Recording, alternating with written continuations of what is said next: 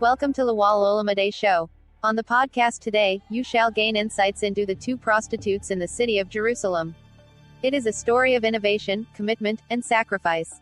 If you have questions for Lawal Olamide after the show, reach out to us at lawalolamide.com or send your email to lawalolamide990@gmail.com.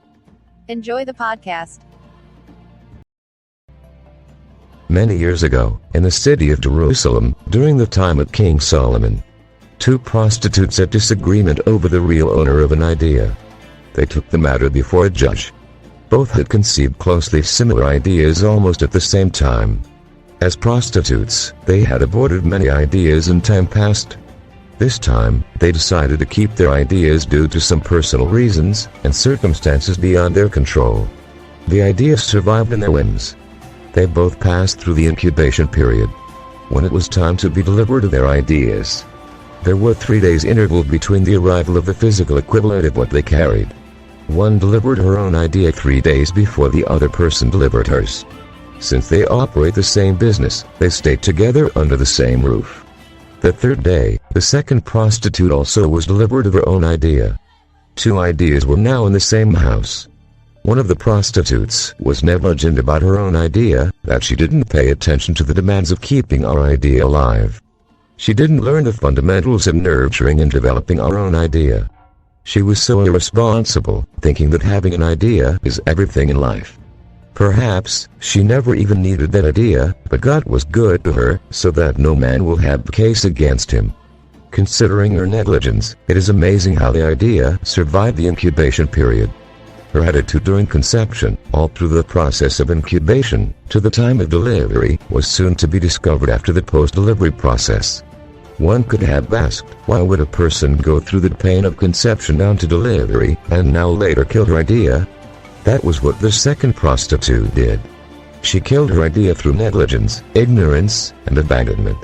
When the second prostitute who had killed her idea realized that her idea was dead, and that her idea had similar characteristics with her neighbor's idea, she realized that both ideas were still at the infancy stage. She made an attempt to steal the idea of the first prostitute. The first prostitute had assumed responsibility to nurture and keep her idea alive. But the second prostitute was filled with greed, deceit, and envy that she stole her neighbor's idea. She claimed that the dead idea belongs to the first prostitute. The matter became a legal matter that had captured the attention of national dailies and other media agencies all around the country. It was a very complicated matter. No one could differentiate between the two ideas, except the owners of the ideas. It was obvious one of them was playing the game of pretense. They took the matter before the judge, who fixed a date and a time for hearing.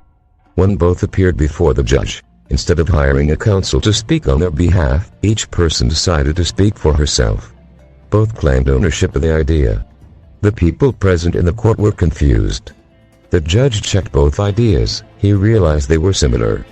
The judge, in his understanding of legal matters, decided to divide the worth of the idea into two. Since there was no legal evidence showing the true owner of the idea, if one of the prostitutes had patented or copyrighted her idea with proof of documents, it would have been a different case.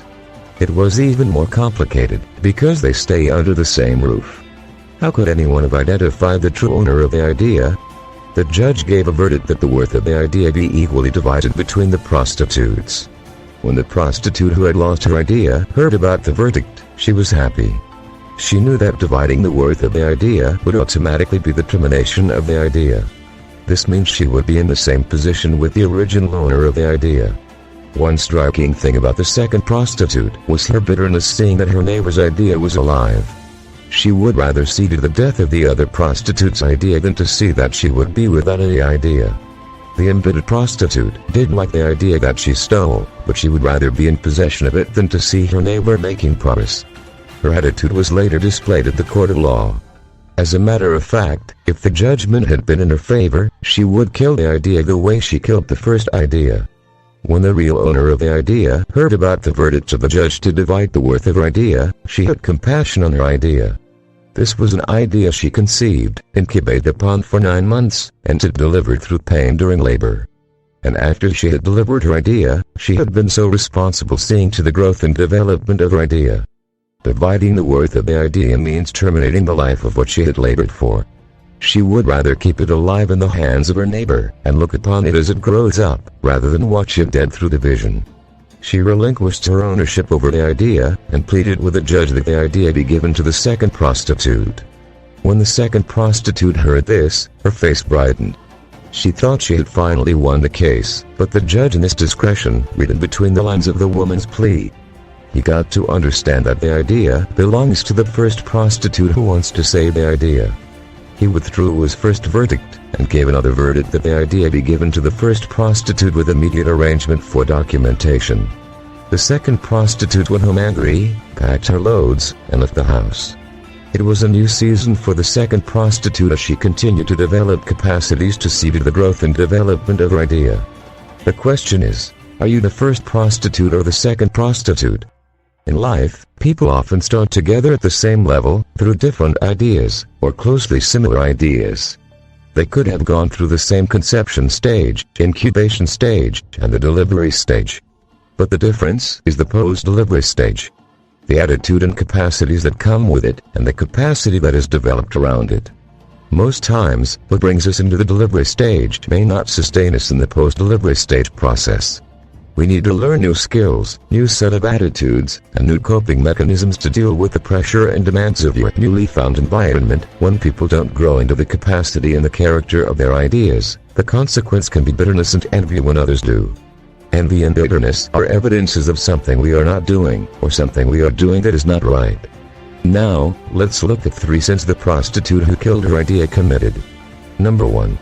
Carelessness and negligence. The second prostitute was careless about her idea. Carelessness is the failure to give sufficient attention to avoiding harm or errors.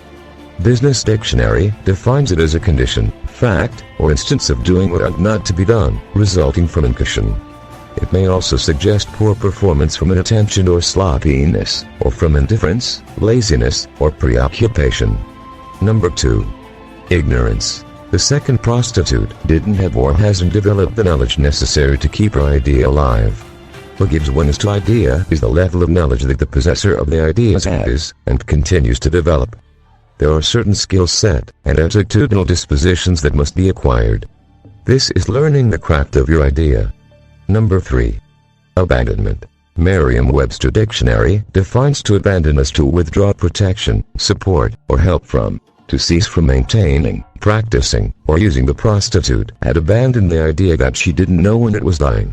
When you have an idea, and you refuse to do anything about it, or you neglect it, it will die. Ideas are like human beings, they also have breath. Ideas don't die a natural death, they either die of carelessness, ignorance, or abandonment. The natural consequence of these 3 sins is the death of the idea. Now, let's look at some of the character traits of the prostitute who lost her idea. Number 1. Deceit. Number 2. Laziness. Number 3. Unfaithfulness. But we should learn from the prostitute who kept her idea alive. Number 1. Resilience. Number 2. Uniqueness. Number 3. Empathy. Number 4. Sacrifice. I believe you enjoyed today's podcast. If you have questions, or you feel there is a way I may be of help, reach out to me at lalalalamada.com. Thanks for listening to today's podcast. We anticipate hearing from you.